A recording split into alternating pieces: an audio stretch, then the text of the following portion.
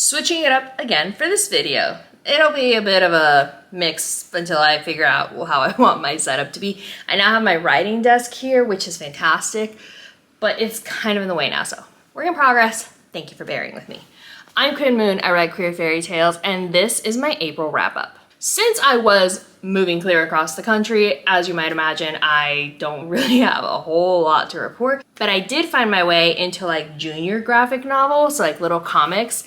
I wanted to keep reading because I was doom scrolling way too much and my head was hurting.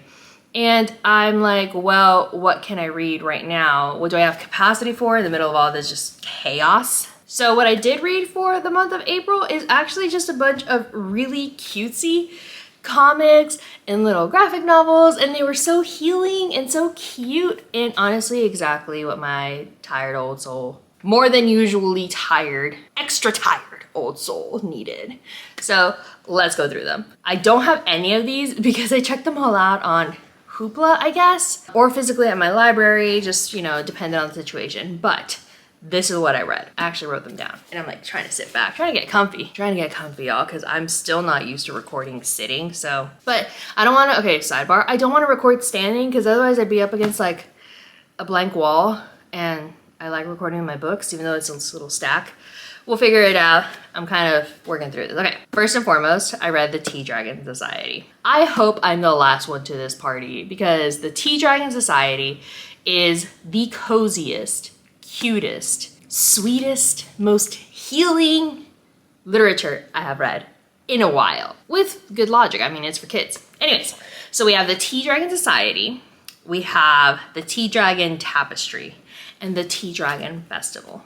And each of these follows a set of characters as they struggle through accepting themselves, as they struggle through trying to come to terms with who they are, trying to figure themselves out.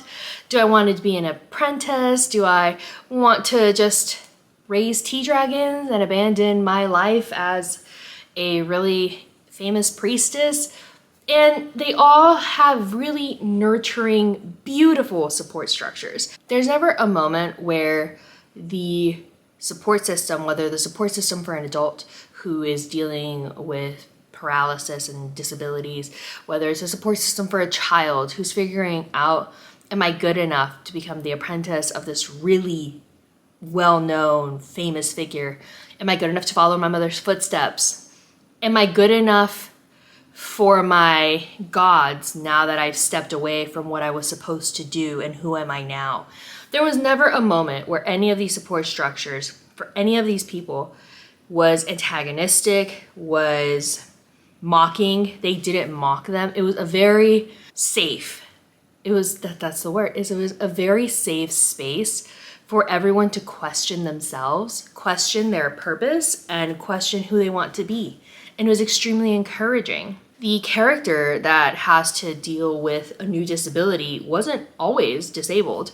They came upon this through an accident in due course of their life, and they had to have that crossroads with their partner of, are you still in for this? And thankfully it was a very positive discussion when sometimes it's not. But this book sets the example for children that a healthy support system should be the norm. You shouldn't be afraid to ask your mom, what if I don't want to do this? You shouldn't be afraid to ask, am I good enough? And for people to be like, probably not. Not the answer. The answer should be, yes, you are. Figure out how you can be good enough for yourself. And it's just giving them the safety to explore and question. And it's so cute and so nurturing. And the art, y'all, if tea dragons were real, which I'm pretty sure, like dog, oh my God, my dog's about to roll off the stairs. Wait! No. This, you're gonna, oh my gosh. All right. Oh, you're too happy, buddy. God damn it. Memphis. Okay. I'm currently recording in the loft of this house I'm renting. And of the house I'm squatting at, my sister's house, whatever. I'm in the loft of the second floor. It's quite a few ways down to the first floor. Like it's quite a few steps. And my Roddy is just rolling here and, you know, rolls with a little too much confidence. Almost rolls down the That would have hurt, buddy. Oh man, I'm gonna need a gate. Oh my God. Okay, we're back. I am back. We have a gate.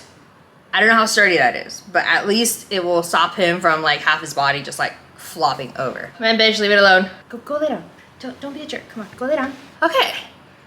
Where was I?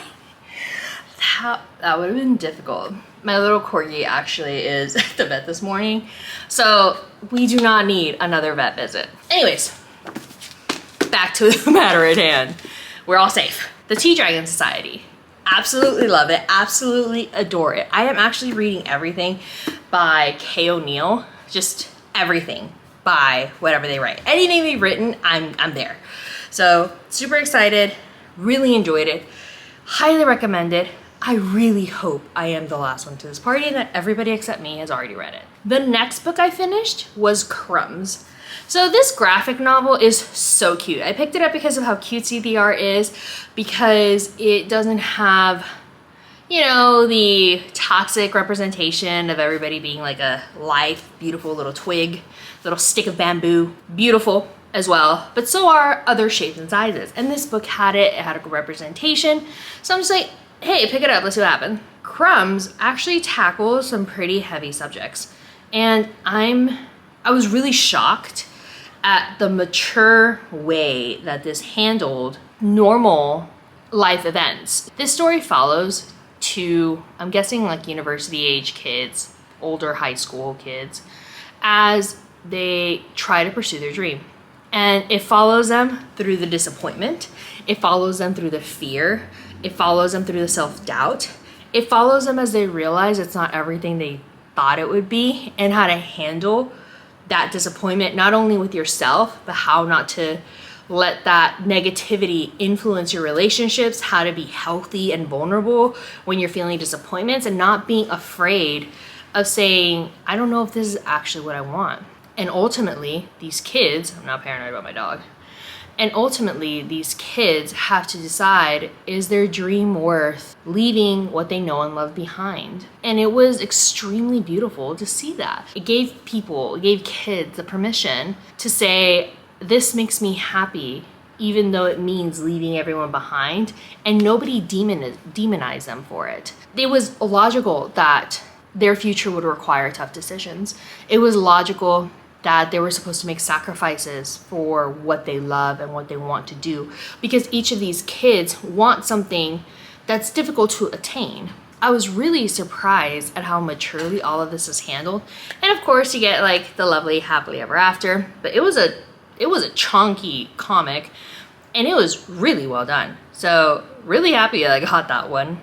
And I cried multiple times because I was there when they were questioning, is this everything I want? Is this the dream? Is the dream living up to it? And if it's not, like, am I a failure? No, it's just reality. So it was a book about the reality checks that life gives you when you get everything you want. The next book, The Baker and the Bard. Okay, y'all, this was just fun. This is very cute, very low stakes. We follow these two characters as they go out on an adventure to find this rare glowing mushroom for this special order at this bakery. June is a baker that lacks the self-confidence to say, I can run my own store. And then we have the bard, Hadley, who wants to be a better bard, wants to inspire people with their music, and they want to go on an adventure. As they go on this adventure, they encounter this village that is struggling with their crops, and Hadley decides for both of them, because they are the most like outgoing one, that they want to help this village, even though they are not really sure what that means. And as they go through their adventures, they build their confidence in their abilities. Hadley had questions regarding their identity, regarding who they were. They go through this journey of accepting themselves, accepting the person they love. June grows in her confidence as a baker, and it's just the most wholesome, beautiful stuff in the world. Also, super fun panels. I posted somewhere on posts on Instagram on the picture place. I'm old. The paneling is so fun. You get the feeling of the scene through the paneling. You get that they're baking because the paneling looks like it's melty and soft, and it was just Really fun, really cute, and honestly exactly what I expected. I would have been really disappointed if we somehow ended up in like battling a bunch of evil monsters. That is not what this book set itself up to accomplish. I'm glad it didn't. It was just cozy. And the last book I want to talk about that I read in April is The Daughter of Ys. Okay, I was looking up what this is a retelling of. An Atlantis-like city from Celtic legend is the setting of this mythological graphic novel fantasy reimagining the classic Breton folk tale. So it's a retelling of a Celtic legend of a Breton folk tale. It's a Breton folk tale retelling, okay? And when I picked it up, I saw it and I was like, ooh, Atlantis. I actually saw this come up in my feed because my feed sometimes loves me and recommended this book. And I'm like, man, this looks really interesting. It is very interesting. It is dark though. Like we start the book with in the middle of a war. People are wounded and we are making deals to survive. Then we win the war, or we off the person we're supposed to off, and we create this city. Immediately afterwards, the queen, the mother, has passed away, and the daughters are grieving. And the grief is actually really rough. This isn't a healthy family dynamic. The daughters get a very hard reality check of, I don't know if it's even adulthood, but of the corruption in their kingdom when immediately after their mother has passed, not even 7 days, according to one of the characters, they find their dad doing stuff that they shouldn't be doing. And it sets the tone for the darkness, for the corruption, for the just disturbing story that it tells.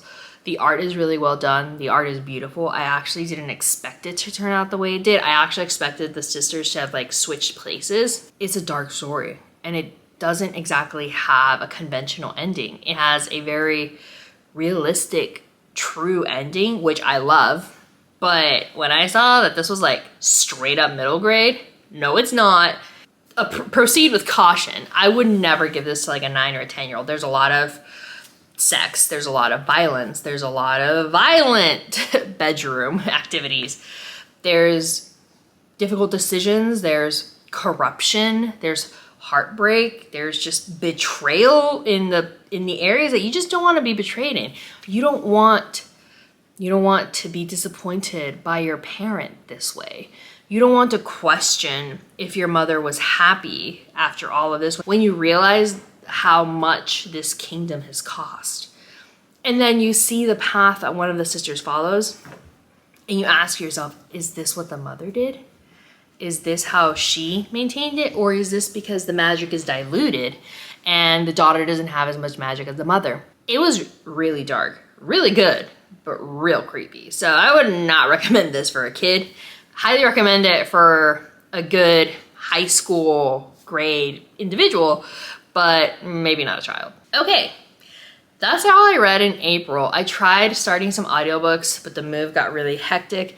Y'all, it went so sideways. Like, it was just the most hectic move I could have ever imagined. Like, it was just so chaotic. So I couldn't read anymore because I started a couple audiobooks, but I just couldn't maintain my attention. I was so tired. I think I'm still tired, y'all, but we're in a better spot. So that's why for April, I read these little comics. I read what? 1, 2, 3. I read 6 little junior graphic novels that were very light, very healing, very cozy for the most part, minus that last one.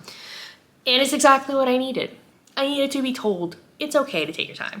And honestly, after reading the Tea Dragon Society, I'm just sitting here like, how do I go raise tea dragons? And then the audiobook that I was listening to is about a tea monk. I'm just like, how do I think the world's telling me that I need to just abandon life and go be like a tea connoisseur. Like go do something cozy and sell some tea and listen to people's problems and heal people. I'm not the best listener, so maybe not the listening to people. Maybe just like raising tea stuff. I don't know, like trees. I don't have a green thumb though, so that's not, digress. The Tea Dragon Society made me want to go live in a mountain and raise tea dragons. Like I would do that all day. Let me know what you read for April. I am very curious if anybody has read what I read, and if you didn't like it, I would be really curious to know why you didn't like it. And what were your expectations that were not met? Because I went into all of these expecting cozy fluffiness, except The Daughter of Geese. I went into that expecting like a little more magical creepiness, and man, did that just above and beyond deliver, because that was disturbing. That's it for this video. Hopefully we have some more normalcy. Thankfully my dog didn't fall down the stairs, so this recording session was a success. Catch you next time. Bye!